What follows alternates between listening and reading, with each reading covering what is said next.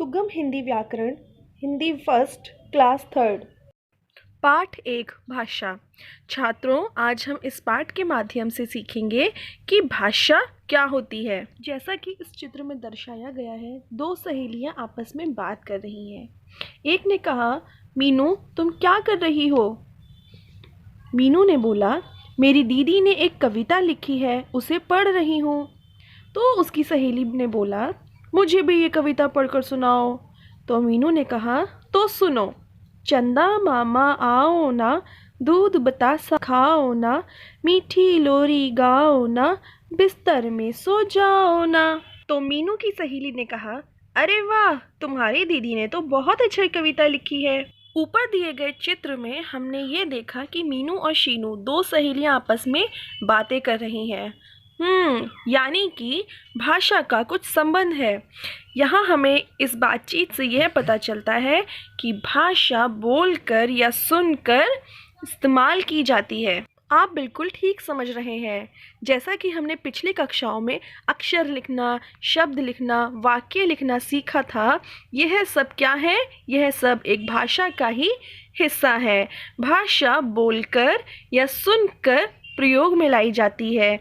जैसा कि अभी जब हमने इस पुस्तक में पढ़ा, तो ये लिखित भाषा का रूप है, और जब हम यह सब कुछ सुन रहे हैं तो ये मौखिक भाषा का रूप है।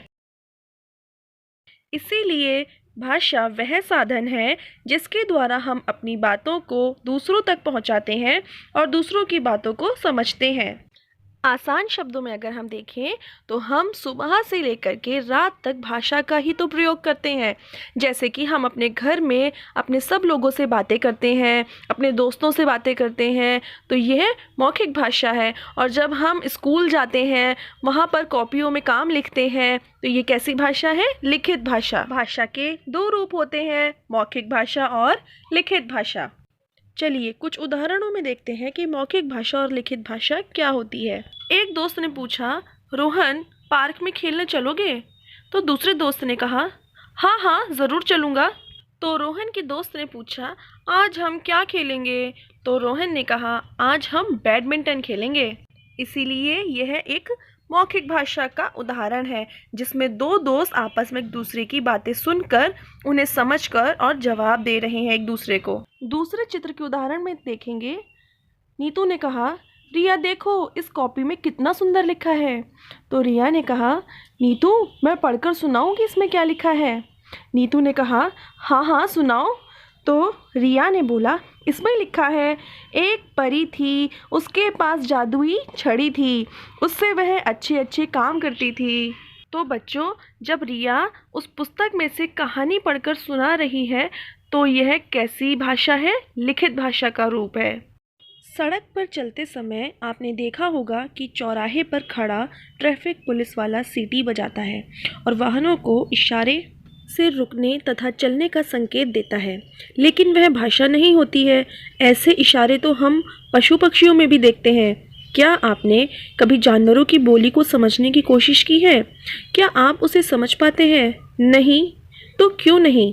क्योंकि जानवरों की बोली भाषा नहीं कहलाती है। हम जानते हैं क्या कि हमारे भारत देश में 29 राज्य हैं।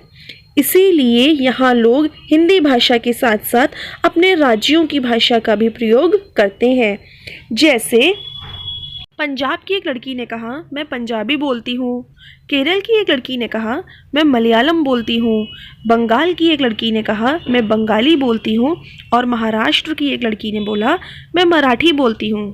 क्या आपको पता है, हमारे भारत देश में बहुत से राज्यों में हिंदी भाषा बोली जाती है, और यही कारण है कि हमारी राष्ट्रभाषा हिंदी है।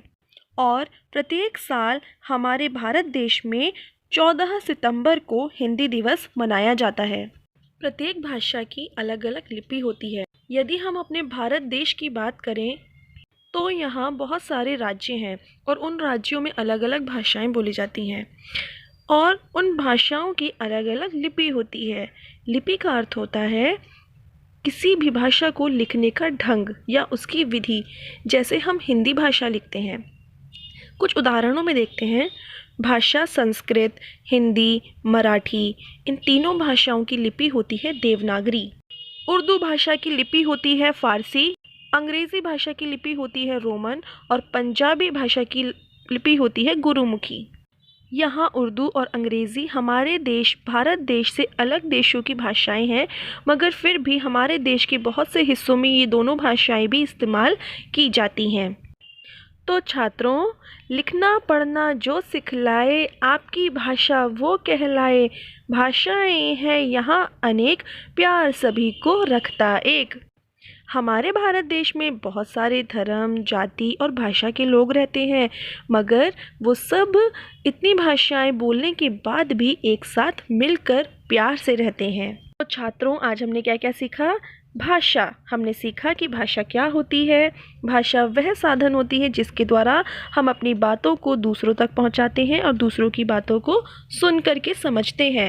हमने यह भी सीखा कि भाषा के दो रूप होते हैं, मौखिक भाषा जो सुनी जाती है और लिखित भाषा जो लिखी जाती है।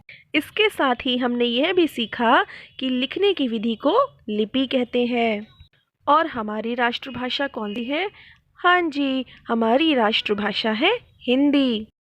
प्रत्येक वर्ष हमारे भारत देश में 14 सितंबर को हिंदी दिवस मनाया जाता है।